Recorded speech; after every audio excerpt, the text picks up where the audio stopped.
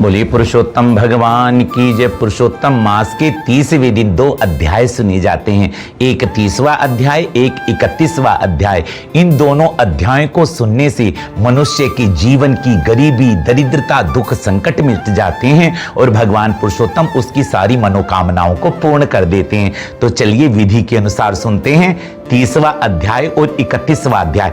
सर्वप्रथम यदि आपने पुरुषोत्तम मास के पूरे महीने के व्रत नहीं किए, आपने दान नहीं किया, आपने पुण्य नहीं किया, कुछ भी आपको समय नहीं मिल पाया पूजा का, तो इस दिन 30वें दिन यदि आप इस कथा को सुनेंगे और इस महादान की महिमा को सुनकर ये दान करेंगे तो आपको अक्षय पुण्य की प्राप्ति होगी, आपके जीवन के दुख दूर होंगे। क्योंकि जब आप धर्म कर्म दान करते हो तो आपके जीवन में पुण्य आते हैं, जब पुण्य आते हैं तो माँ लक्ष्मी की कृपा होती है और जब जीवन में माँ लक्ष्मी आती है तो जीवन के दुख संकट कट जाते हैं। तो सर्वप्रथम एक तिल के तेल का दिया जलाएं और फिर भगवान को आज मालपूड़े का 33 मालपूड़े का भोग रखें और हाथ में तुलसी पत्र लेकर के एक लोटे में जल भरकर अपने भगवान के पूजा कक्ष में रख करके आसन पर बैठकर इस कथा को सुनना चाहिए। कथा आरंभ होती है। सर्वप्रथम नारायण भगवान, व्यास जी, सरस्वती माता, गौरी गणेश और गुरुदेव भगवान को नमस्कार करके और पुरुषोत्तम भगवान के चरणों में प्रणाम करके कथा को प्रारंभ करते हैं। बोलिए पुरुषोत्तम भगवान की जय, बोलिए पुरुषोत्तम मास की जय, बोलिए पुरुषोत्तम महात्मा की जय। सूत जी शौनक आदि ऋषियों को बता रहे हैं और भगवान नारायण देव ऋषि नारद को बता रहे हैं 30वें अध्याय में कि पतिव्रता नारी के लक्षण क्या हैं। जिस घर की स्त्री पतिव्रता होती हैं उनके जीवन में, उनके घर में सदा लक्ष्मी नारायण के साथ वास करती हैं। पतिव्रता नारी कभी अपने पति का तिरस्कार नहीं करती। पति गूंगा है, अंधा है, बहरा है, काना है, लंगड़ा है, लूला है और पति निर्धन भी यदि हो तो वो पतिव्रता नारी का लक्षण है कि वो पति का कभी अपमान नहीं करती, उसका तिरस्कार नहीं करती। गरीबी में भी जो अपने पति के साथ खड़ी होती है वो पतिव्रता कहलाती है। हे नारद, जो स्त्री गरीबी में, दुख में, संकट में अपने पति का साथ निभाती है, अपनी गृहस्थी घर को संभालती है, कभी भी शिकायत नहीं करती, सब दुखों को, सब कष्टों को अपने पति के साथ सहते हुए अपना जीवन यापन करती है, हरि स्मरण करती है, वो पतिव्रता कहलाती है। जो स्त्री अपने पति के अतिरिक्त किसी पर पुरुष को सपने में भी कभी बुरी नजरों से नहीं देखती, वो स्त्री पतिव्रता कहलाती है। जो पतिव्रता नारी होती हैं वो अपने पति की आज्ञा का अनुसरण करती हैं। इसलिए पतिव्रता नारी की इतनी सामर्थ्य और शक्ति होती है कि जब वो सावित्री बनती है तो यमराज के दरवाजे से भी अपने पति के प्राणों को खींचकर वापस लाकर पति को जीवित कर देती हैं। पतिव्रता नारी की शक्ति ऐसी होती है देव ऋषि नारद कि जब वो पतिव्रत धर्म धारण करती है तो माता सती अनुसुईया हो जाती है और ब्रह्मा विष्णु महेश को अपनी गोद के बच्चे बनाकर उनको अपने स्तनों का दूध पिला देती हैं। इतनी बड़ी महिमा इस पतिव्रती धर्म की बताई गई। और फिर नारायण भगवान ने बताया, तीनों लोकों में डंका बज रहा था जब माता सती अनुसुईया के पतिव्रत धर्म का, तो महालक्ष्मी, महाकाली, सरस्वती, पार्वती तीनों बड़ी परेशान हो गई कि हमसे बड़ी कोई सती है। देव ऋषि नारद ने कहा कि माताओं, आपसे भी बड़ी कोई सती है तो माता सती अनुसुईया है। लक्ष्मी, पार्वती और सरस्वती दुखी हो गई। ब्रह्मा विष्णु महेश को भेजा, जाओ इस सती अनुसुईया की पतिव्रत धर्म की परीक्षा लेकर आओ। और यहाँ पर ब्रह्मा विष्णु महेश महात्माओं का भेष बनाकर सती अनुसुईया के दरवाजे खड़े हैं। भिक्षाम देही। माता सती अनुसुईया भिक्षा के पात्र में फल सजाकर, अन्न सजाकर आई और साधुओं को दरवाजे देखा, चरणों में प्रणाम किया कि हे ऋषि श्रेष्ठ, आपने भिक्षा मांगी, मेरे इस दान को स्वीकार कीजिए। तब महात्माओं के भेष में ब्रह्मा विष्णु महेश ने कहा कि हम ऐसे भिक्षा नहीं लेंगे, हमारा संकल्प है जब आप निर्वस्त्र होकर भिक्षा दोगी तब हम इस भिक्षा को स्वीकार करेंगे। माता सती अनुसुईया ने सोचा कि अगर मैं निर्वस्त्र हो जाऊंगी पर पुरुषों के आगे तो मेरा पतिव्रत धर्म भंग हो जाएगा। तो माता सती अनुसुईया ने हाथ में जल लेकर अपने पतिव्रत धर्म का ध्यान करते तीनों तीनों महात्माओं के ऊपर छिड़क दिया कि यदि मैंने किसी पर पुरुष को सपने में भी बुरी दृष्टि से ना देखा हो और मैं सच्ची पतिव्रता हूं, मेरे पति ही मेरे स्वामी हैं, तो हे नारायण आपकी साक्षी मानकर मैं इन तीनों महात्माओं को 3-3 महीने का बच्चा बना दूंगी।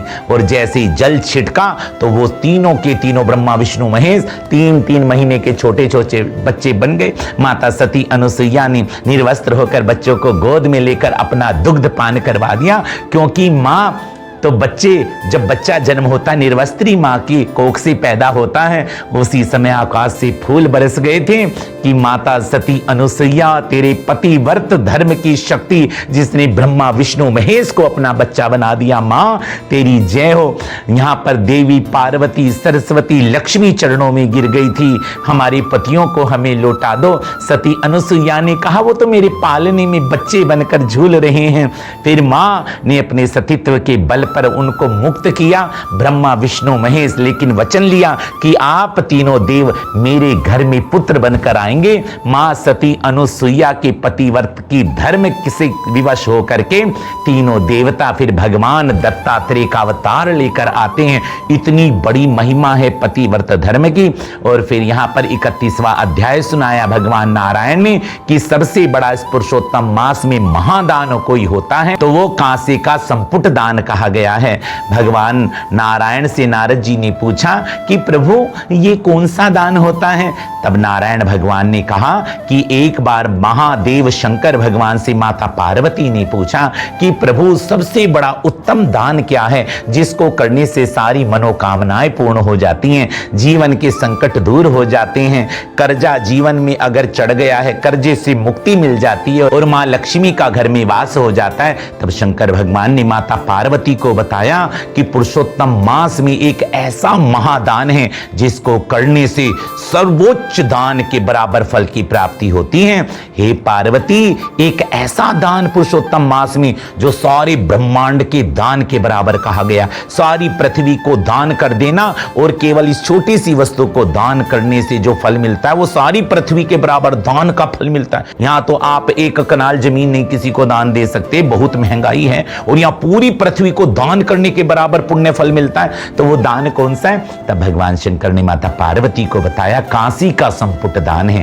कांसे के पात्र में 33 माल पूड़े बनाकर 7 बार धागे से लपेटकर ओम पुराण पुरुषोत्तमाय नमः कह करके भगवान के सम्मुख रखना। लड्डू गोपाल जी के लक्ष्मी नारायण के घंटी बजाकर भोग लगाकर फिर स्वर्ण के साथ, स्वर्ण मतलब सोने के साथ, अगर स्वर्ण का दान नहीं कर कोई कर सकता तो केवल कुछ यथाशक्ति दक्षिणा रखकर पैसे रखकर उस दान को योग्य ब्राह्मण को, इस दान को ब्राह्मण को ही दिया जाता है। जो त्रिकाल संध्या करते हैं वेदज्ञ ब्राह्मण है उसको अपने मस्तक से लगाकर सच्ची श्रद्धा से ओम पुराण पुरुषोत्तमाय नमः कहकर जो दान करता है उसको सारी पृथ्वी के बराबर दान का पुण्य फल प्राप्त होता है, उसका सोया हुआ भाग्य जग जाता है और उसकी सभी मनोकामनाओं को भगवान पूर्ण कर देते हैं।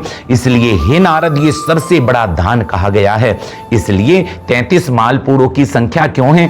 क्योंकि भगवान पुरुषोत्तम मास के 30 मालपूड़े यानी कि रोज का 1 मालपूड़ा, 31वां जो मालपूड़ा है यदि हमने बहन बेटी के घर में अन्न खाया उससे हमें दोष लग जाता है। शास्त्र कहते हैं बहन के घर में बेटी के घर में जल भी नहीं पीना चाहिए। अगर हमने खा पी लिया है बेटी के घर में तो वो दोष, उसका कर्जा बेटी का चढ़ जाता है। तो 31वां मालपूड़ा उस कर्जे से मुक्ति के लिए होता है। 32वां मालपूड़ा हमने अपने गुरु भगवान के घर में, ब्राह्मण विद्वान के घर में अन्न खा लिया, उनका कर्जा हम पे चढ़ जाता है। तो 32वां मालपूड़ा उन गुरु ऋण से मुक्ति के लिए होता है। और 33वां मालपूड़ा जो है हमने सूतक में, पातक में, किसी के घर में जन्म हो गया बच्चे का, उसके घर भोजन कर लिया, या किसी के घर मृत्यु हो गई उस मृतक का हमने श्राद्ध खा लिया या सूतक पातक का भोजन कर लिया तो उससे हमें दोष लगता है। 33वां मालपूड़ा उस दोष से मुक्ति के लिए होता है। इसलिए 33 मालपूड़ों को भगवान का नाम लेकर के, 33 भगवान विष्णु के नाम है, सहस्त्र नाम भगवान विष्णु के 1000 बार कोई सहस्त्र नाम जप ले और ये 33 नामों को लेकर यदि एक मालपूड़ा, इसकी वीडियो हमने डाली हुई है, आप हमारे YouTube चैनल में जाकर इस वीडियो को देख सकते हैं कि 33 मालपुड़ों का दान कैसे करें। और यहाँ पर 33 मालपुड़ों का दान करें, यथाशक्ति वस्त्र का दान करें, और यहाँ 33 जल के घड़ों का भी आप दान कर सकते हैं, 33 फलों का दान कर सकते हैं अंतिम दिन, और 33 वस्तुओं का दान कर सकते हैं, क्योंकि दान करने से जीवन में पुण्य आते हैं। जब पुण्य आते हैं तो सोया हुआ भाग्य जग जाता है और फिर हमारा जीवन सुखमय हो जाता है, नारायण की कृपा होती है। यहाँ पर आकर 31वां अध्याय पूर्ण हो जाता है।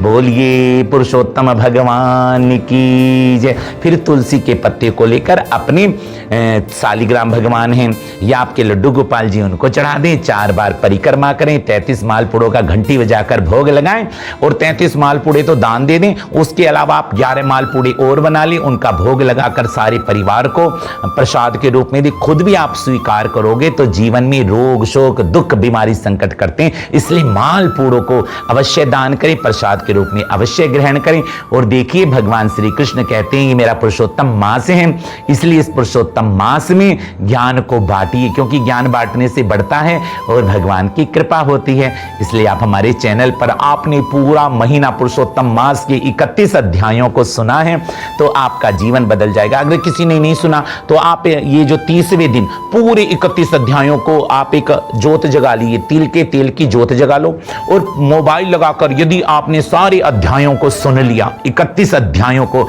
तो भगवान श्री कृष्ण कहते हैं जो पुण्य उस व्यक्ति को पूरा महीना व्रत करके मिलता है, जिस व्यक्ति को स्वर्ण का दान, 100 गायों का दान, 1000 बार गंगा स्नान का फल, और जो सबसे बड़ा दान कहा गया है पृथ्वी का दान, सबसे बड़ा दान, उससे बड़ा दान पुण्य चाहिए तो वो सारे 31 अध्याय को जो सुन लेगा उसको भी संपूर्ण महादान का फल प्राप्त होगा। इसलिए आप मोबाइल लगाकर, आप समय निकालकर अपने पूजा कक्ष में बैठकर या गाड़ी में आप सफर में चलते फिरते इन 31 अध्यायों को जरूर सुनिए। आप जीवन में अपने सनातन से जुड़िए। देखिए जब जागो तब सवेरा, इसलिए सुनिए, सुनने से क्या जाता है, भगवान की कथा है, भगवान की कृपा है इसमें, भगवान का आशीर्वाद है इसमें। अगर भगवान की कृपा चाहिए, सोए हुए भाग्य को जगाना है तो पुण्य करना ही पड़ेगा, और सबसे बड़ा पुण्य है भगवान की कथा को सुन लेना, क्योंकि कथा जिसकी सुनते हैं उसके प्रति प्रेम हो जाता है। और एक बार भगवान श्री कृष्ण के चरणों में आपको प्रेम हो गया तो जीवन की दशा और भाग्य दिन ही बदल जाएंगे, आपके शुभ दिन आ जाएंगे। इसी के साथ में यदि आपको हमारी सभी पुरुषोत्तम मास की वीडियो अच्छी लगी है, सभी अध्यायों की कथा अच्छी लगी, तो हमारे चैनल को सब्सक्राइब अवश्य कीजिए और बेल आइकन को अवश्य दबाइए, और कमेंट में जय श्री पुरुषोत्तम भगवान अवश्य लिखिए। जय श्री कृष्णा, जय श्री पुरुषोत्तम भगवान की।